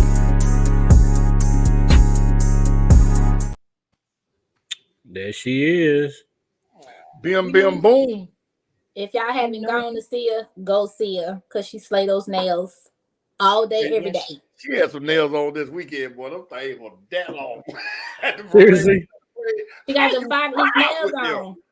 Huh? Listen, she was at the Got the parade 5-inch waving her nails nails on. out the top of the car like this. Mhm. Like Yeah. she was waving her Yeah, nails yeah. out of the top of the car. So yeah. Wow. Whole swords. Yeah. And everybody loved her car. They loved her car at the parade. Yes. Loved. Yeah. What Shout else? out to her. Okay, Chris, I got you. We got one event coming up. We talked about it last week, but if you have not heard, we got Khalil's birthday with a car bash. It's jump and play, y'all. This is going to be a lot of fun. Yeah, a lot of fun. Not this Saturday. Next Saturday, January 28th, from 3 to 6. This is 4060 Covington Highway in Decatur, where it's greater. Tickets range from $25 to $75. You can go to eventbrite.com/KJ's birthday and the rest of that you see on the screen to get your tickets now. This is 3 to 6. This is at the Playtime Inflatable Park. So it's gonna be a lot of fun. We're gonna be out there. Y'all know how we do. We're gonna have some fun. That's all I can say. What y'all got to add on this one? If anybody knows where Covington Highway is off 285, it's directly across the street from the Quick Trip in that plaza. It's called Fun Time, I believe. It has the biggest jump house I've ever seen in my life. Wow. It'll hold 100 children at one time. And I was there this past weekend. It has a dodgeball area in it. It has an area just for kids under 5. It has another area where the thing swings around like a stick so where it knocks kids down. It has slides. It'll hold 100 children at once, and it won't inflate. That's how big it is. He's also saying the show cars and vendors should report at 2:30. So if you're entering the car bash or you're a vendor, please be there at 2:30. Festivities start at 3. And one of the reasons why the tickets range like they do is because the entry into the TKT Jump House thing, they have a concession stand in there. They have the massage chairs in there for the adults to sit down and relax while the children are running around. They have 3 event rooms. They have tables and benches for everybody to sit. It's very, very. It used to be a Kroger or some kind of grocery store. I think it That's was. how big this place is. Yeah. And y'all don't understand when I say I've never seen a jump house this big in my life. That's the one right by the highway, ain't it? Yeah. Yeah. It was specially built. He had that one built. And I asked him, I said, man, how many kids that hold? He said about 100. So imagine 100 children being able to play at a jump house at one time.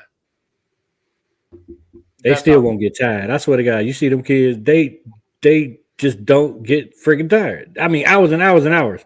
They just go. And they still don't get tired. Bathroom, asylum advocate. Yes, it's a clean bathroom. Oh God.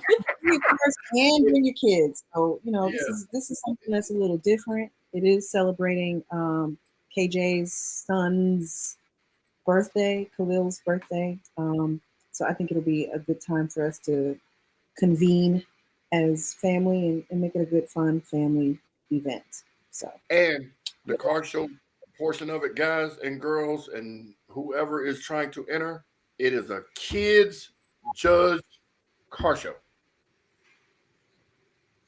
Love the it. Children are gonna pick their winners. So y'all don't come out there with no expectations or no perfect judge or whatever. It's gonna be judged by the children. But it's definitely a kid-friendly event. It's y'all got to see this thing. I took a video of it, and it's too late to try to put it on here now. And the adults can jump too, correct? Yes. Oh yeah. There you go. Yep. Right off 285. When you go, whichever way you're coming, go to where the Quick Trip is. It's directly across the street from it, across Covington Highway. So all you adults, make sure you wear your bras because I don't want to see nothing falling out if you get in there. And, you know how some of y'all is. Some of them bouncy houses fall out of the bouncy house. Oh my God. Drea, come get him. You know what? I have no comment at all. Miss Deadpool can't get in there. Miss Deadpool can't get in there. She can't get in there. It's children gonna be there, ma'am. Get in there. Oh my goodness. Yep. I don't have it's definitely gonna be fun. And when I tell y'all, man, this place is really awesome. And then he has, like I said, 3 separate rooms. And 2 of them can be joined together with a sliding door, so it's one big room. Events and everything can be held there. Team meetings, whatever. When you guys got to come out and see it, it is very, very nice and clean, and air conditioned or heated, whichever the case may be, with good bathrooms. Yeah. You said with good bathrooms. Yes. Yes. And the massage chairs, they brand new. I sat in one. Oh my God, they got to adjust them. The part where your feet are. That thing grabbed my calves and I had to jump up out of it. I'm like, shit. I don't like those. Kill me. Yeah, I don't like them. Yeah, but he got to adjust that thing, boy. I was like, hey, man, you need to adjust that. Listen, I bought him this. What's the name of the brand? That popular brand. I can't remember the name either. The name of the brand. Massager. It sat for about a year. Brookstone. Yeah. Yes, full massager. Full. It goes from the neck all the way in, and it has the whole seat, right? And he didn't use it for almost a whole year. Then one day he had a crick in his neck, and he was like, "Don't we have a massager?" I was like, "Yeah." It's the only time I use it. Did it work? It's amazing. I don't understand why you don't. When your neck about to fall off, it works, but just normal, I don't dig it. Like even when I go get like my feet and my stuff done, and you be in the chair, when they try to, I turn that shit off. I don't like it. Always go to sleep. It's too much. Relaxing. Right. It's too much. Too much going on. Whatever. What else we got before we run out of here? We've got one more brand advertisement. Let's run it. My part is be hard.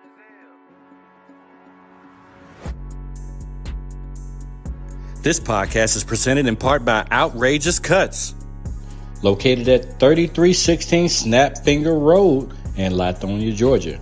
Outrageous Cuts is where you can get the drip and the sauce. Barbers, braiders, stylists, come on, locticians, they got it all. Book your appointment today, 470-747-2583. Ask for Mook, or tell them Atlanta CarCast sent you. Can't do what I do. You can't do what I do. You don't know how to do what I do. Look at this. And look at this. You can't do that. You don't know how to do that. I do this. This is what I... You think you can deliver the drip or the sauce? Well, Outrageous Cuts is always looking for barbers, braiders, stylists, and locticians. Hit them up today. There you go, people. So we got it all. This is a one-stop shop destination. Need your nails? Holla at Sun Envy. Need your hair? Holla at Outrageous Cuts. Need a wash? Holla at KJ's. You need to promote your car show. Please get it to us. We're doing things a little different this year, and we may start charging for that type of stuff. We were going above and beyond, if everybody would agree, in trying to promote the culture for the past 3 seasons. Well, specifically the past 2 seasons. We went above and beyond to try to promote the culture and tell everybody what's going on. But it's getting difficult to track certain things down. So please, if you have something going on and you want it to be on this platform, let us know.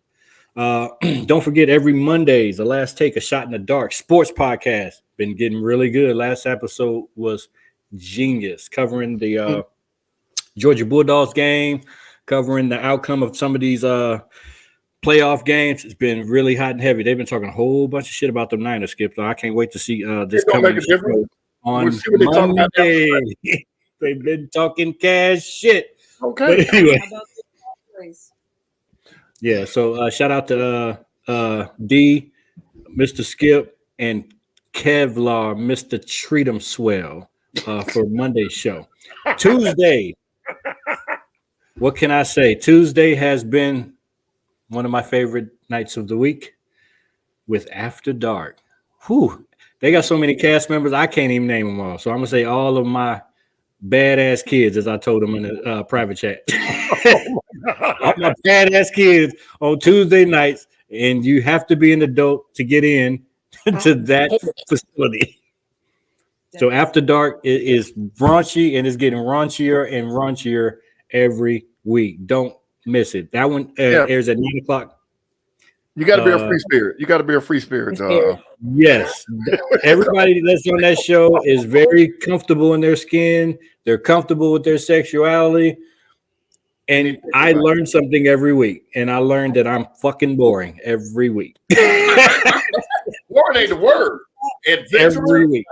Like, damn, you be like, oh. It's called vanilla. Yeah. Okay.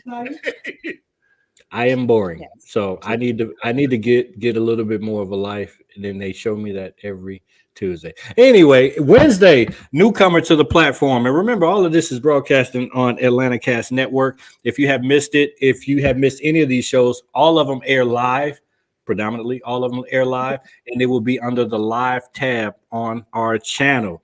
But on Wednesday, Uncomfortable Truth with Mr. Mark McBride and newcomer co-host Lady JB. Great conversation so far. They're on episode 3. We've gotten to child support. Very much needed conversation. We've got into relationships, and they're going to be tackling a lot of, I ain't going to say controversial conversations, but it's going to be some very uncomfortable conversations. So don't miss that one. And join us here every Thursday, Atlanta CarCast. We are back for season 4. We ain't going nowhere. Well, we're going to get into everything car related. We were supposed to have a guest tonight. I won't reveal who that person was, but it was a big one. But Here next week. You text. He's gonna probably be here next week, and I don't want to give it away, but it's gonna be good. So be here again next week for this very special guest. And this is a guest, not a guest co-host. It was a special guest because we're doing some big things Next week. Or if you want to give Lady Drea another shot, y'all let us know in our inbox. Yeah, all you Yeah. people in there talking about y'all want all the smoke, man. Call one of us and say, hey. They scared. They scared. Nighthawk just said he want all the smoke. Nighthawk. Come on. Come on, Nighthawk. Me and he Well, gonna be I- in competition then at this point then. No, We're gonna be in okay. we're gonna be in competition at this point then. no, you're your own competition. You're your own competition. It's not about you doing better than him. It's about you being you and gelling with the cast. That You goes know I for like to joke at Nighthawk though, but yeah, you're right. everybody. Brr, brr, brr, brr. Where you at, You don't Smoke? have Diva B? They scared. Y'all don't be scared. Y'all come on for real. Don't be scared. Let me be honest. Or maybe this is just a season for guest hosts. We could do it that way too. Have you seen the Daily Show? They're doing it. Right. The Breakfast Club is doing it. This is the year of hey. Well, There's another guest host right there. They're everywhere. Mammy!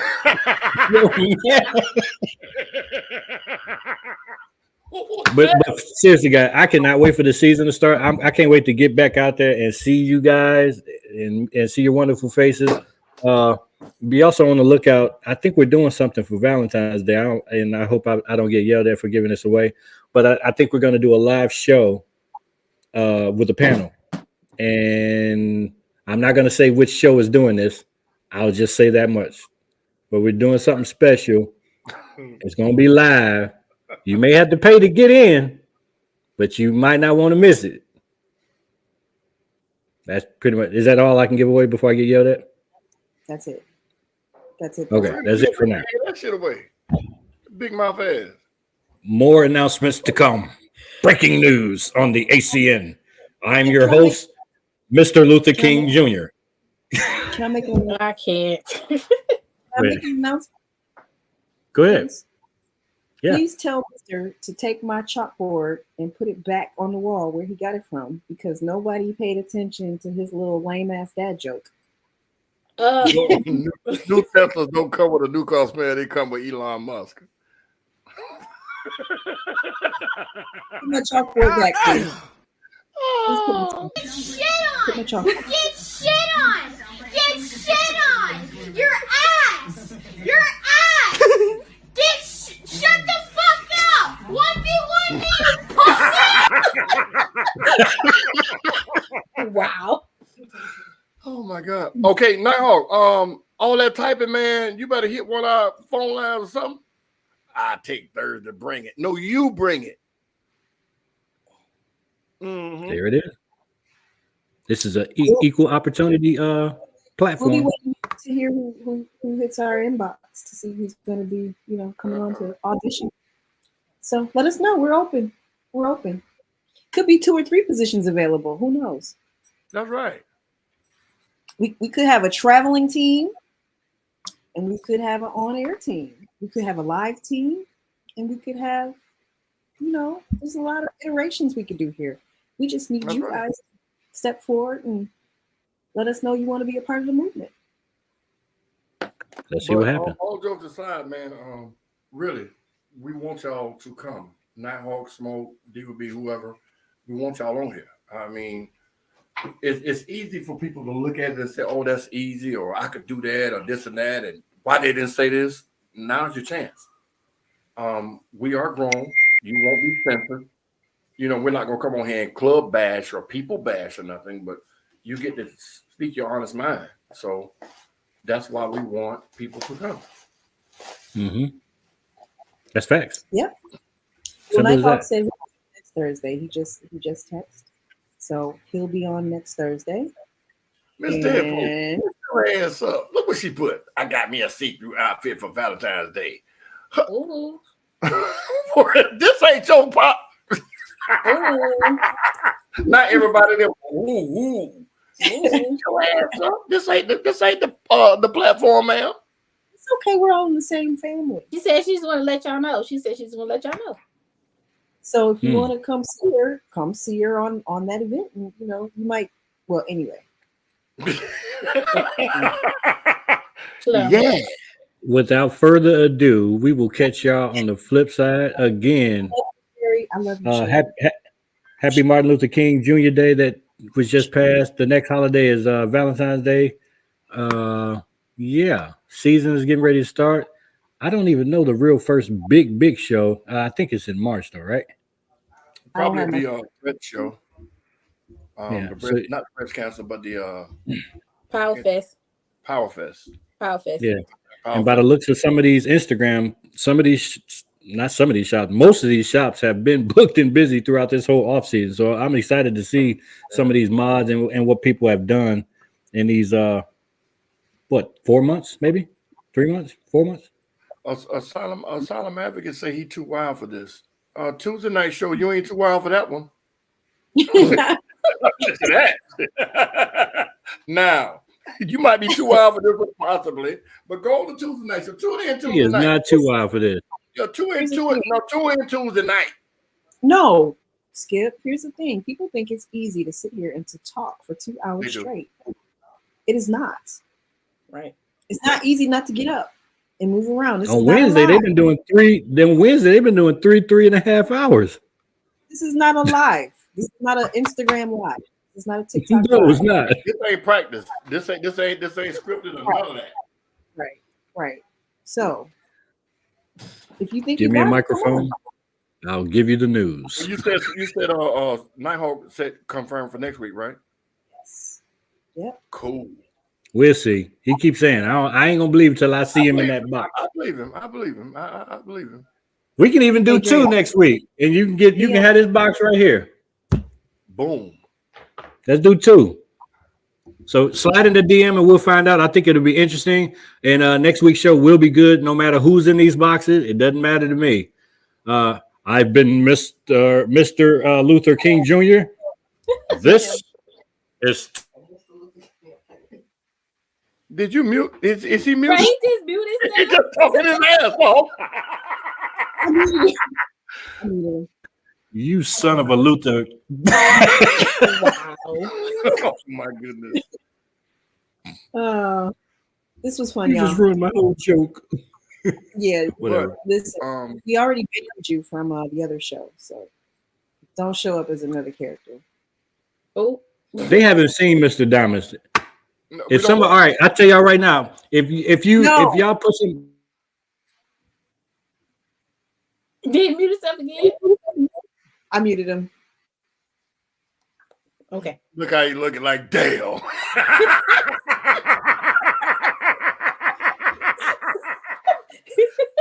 That's right. He don't look like Richard Pryor right now. Don't he look like Richard Pryor? Doing some of the old moves with Richard Pryor going in. That's exactly what he look like. He's not muted anymore. You're not muted anymore. He's not even saying anything. He's not even muted. Mark. Don't do that motion no more. That motion was, don't do that.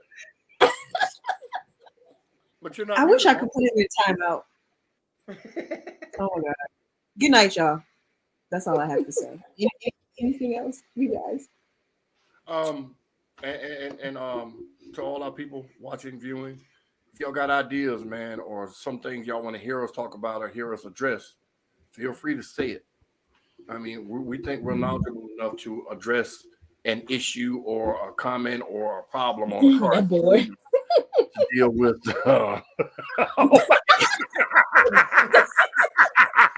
No, you did.